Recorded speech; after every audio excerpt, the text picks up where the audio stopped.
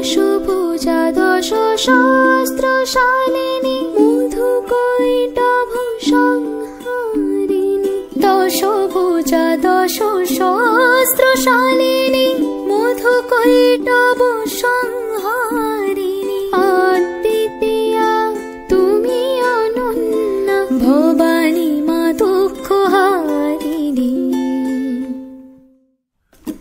দুর্গে দুর্গে দুর্গতি নাশিনী মহিষাসুর মর্দিনী জয় মা দুর্গে দুর্গে দুর্গে দুর্গতি নাশিনী মহিষাসুর মর্দিনী জয় মা দুর্গে দেবী দুর্গে জগত দেবী তোমার আগমনের প্রস্তুতি তাই মহেশ তোমায় দিলেন বিদায় মহিষাসুরের নিধন করে চলেই এসো পিত্রালয়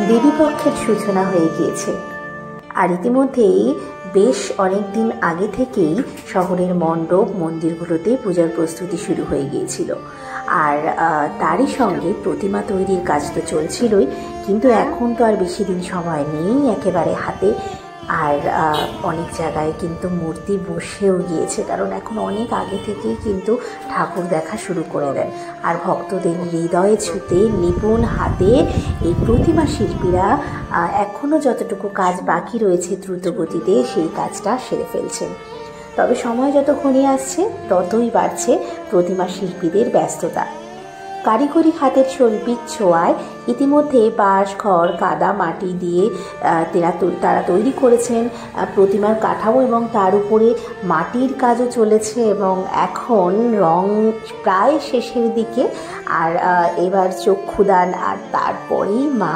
চলে যাবেন মণ্ডপে কিংবা কোনো যেখানে বাড়ির পুজো হচ্ছে সেখানে কিংবা কোনো ক্লাব সেখানে তো দুর্গার পাশাপাশিও তৈরি হয়েছে মা লক্ষ্মী সরস্বতী গণেশ কার্তিক এবং তাদের বাহন পেঁচা হাঁস আর মূষকরাজ রয়েছে ময়ূরের প্রতিমা রয়েছে ময়ূর বেশ খানিকক্ষণ ব্লগটা এডিট করার পর মনে পড়লো যে আপনাদের তো জানানো হয়নি যে নমস্কার বন্ধুরা শাইনিজ ফাজ আপনাদের সকলকে জানাই সুস্বাগতম এই কথাটা বলাই হয়নি তো যাই হোক আমি তারপরে এখন মনে হলো বলি কি না বলি যাই হোক আপনারা তো সবসময় আমার মনের মাঝে রয়েছেন তো আমি শুধু এটাই ভাবছিলাম যে এক একটা প্রতিমা বানাতে কতটা রাত জাগা খাটুনি খাটতে হয় এনাদের কতটা ধৈর্য কতটা ভালোবাসা কতটা ভিতরের আত্মিক দিক থেকে শ্রদ্ধা থাকলে এমন সুন্দর মূর্তি বানাতে পারেন শিল্পীরা আমরা তো শুধু চাই মাকে প্রণাম করি পুজো দিই প্রণাম আর একটা দুটো ছবি তুলে সেলফি তুলে বাড়ি ফিরে আসি পুনরায়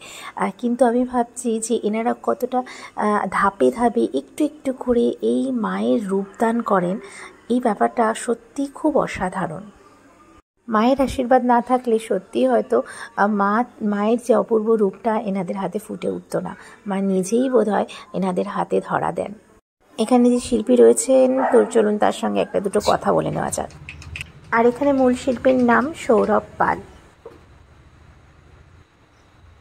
এখানে যে ঠাকুরগুলো সবই কি মানে চাঁদপাড়ার মধ্যে নাকি গোবরডাঙ্গা হাবড়া এরকম জায়গায়ও আছে কিছু লোকালেই গোবরডাঙ্গা ওদিকে অর্ডার নিতে পারিনি কারণ জায়গা নেই জায়গাটা একটু শর্ট হ্যাঁ পরের বছর জায়গা বানানো হবে তারপরে বাইরে আচ্ছা আচ্ছা এই আগে কি এখানে মানে এটা আগে কোথায় ছিল কারণ এখানে আমরা নতুন এই বছরই দেখছি দাদা আগে অন্য জায়গায় কাজ করতো আচ্ছা হ্যাঁ এইবার নতুন করে খুলেছে কাজ জানা সবই নতুন করে খুলেছে কারখানা বাবা আগে ছোট ছাঁচের ঠাকুর বানাতো আচ্ছা এখনো বানায় আচ্ছা আচ্ছা জায়গায় আচ্ছা সুন্দর এই যে শুরু হয় মানে মোটামুটি কত দিন লেগে গেল আপনাদের এই যে কাজটা শুরু করলেন পুরো আগের বছর থেকে কাজ হয় আগের বছর মানে এইবার যখন পুজো শেষ হবে তার পরপরই আবার নতুন মূর্তি তৈরি করার কাজ শুরু হয়ে যাবে আচ্ছা হ্যাঁ হ্যাঁ হ্যাঁ আর তো মনে হয় খুব বেশি কাজ বাকি নেই মানে যেগুলো আপনাদের অর্ডারে রয়েছে মোটামুটি কত দিনে সব কমপ্লিট হয়ে যাবে 2-3 দিনের মধ্যে। পঞ্চমীর মধ্যে আচ্ছা আচ্ছা, মানে পঞ্চমীর দিনই কি সব ঠাকুর বেরিয়ে যাবে? পঞ্চমীতে ডেলিভারি। আচ্ছা আচ্ছা, বাহ, খুব সুন্দর লাগলো। আপনার নামটা? আমার নাম রাহুল রায়। রাহুল রায়। আচ্ছা আচ্ছা, সুন্দর। দেখুন, আমার না এইটা খুব সুন্দর লাগছে পুরোটা। এটা যখন মানে পুরো সম্পূর্ণ অলংকার দিয়ে সাজটা যখন সম্পূর্ণ হবে চুল টুল দিয়ে, খুব সুন্দর লাগবে। আর বাড়ির ঠাকুরগুলো যে একচালা ঠাকুরগুলো হয়, সত্যিই দারুণ লাগে। দেখুন কি সুন্দর লাগছে। বলছিলাম আপনাদেরকে যে আরও এক জায়গায় যাব, প্রতিমা শিল্পীর সঙ্গে দেখা করবো এবং সেখানকার কাজ আপনাদের সামনে তুলে ধরবো। ঠিক চলে এসেছি আরও এক জায়গায়।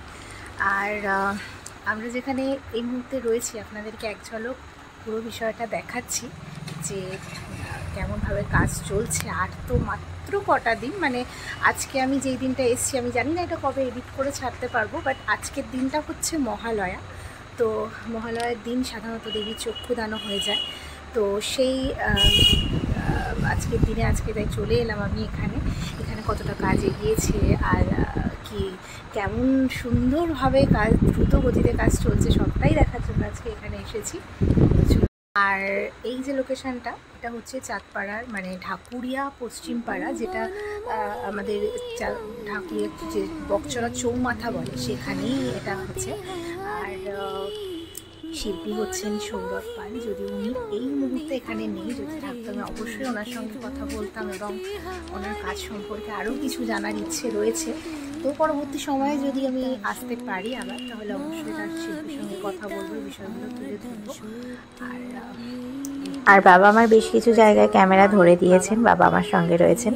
আর যদিও বাবা ভীষণ অধৈর্য হয়ে যান ক্যামেরা করতে গেলে, কিন্তু আবার বাবাই উৎসাহ দেন এগুলো করার। আর এর আগে আমি আপনাদের সামনে প্রতিমা শিল্পী ভোলা পালের কাজ তুলে এনেছিলাম, যেখানে রং করার আগের অবস্থাটা দেখিয়েছিলাম এবং রং করার পরে আমি আবারও যাব বলেছিলাম। তো আমি খুব তাড়াতাড়ি সেই ব্লগটা নিয়েও আসছি।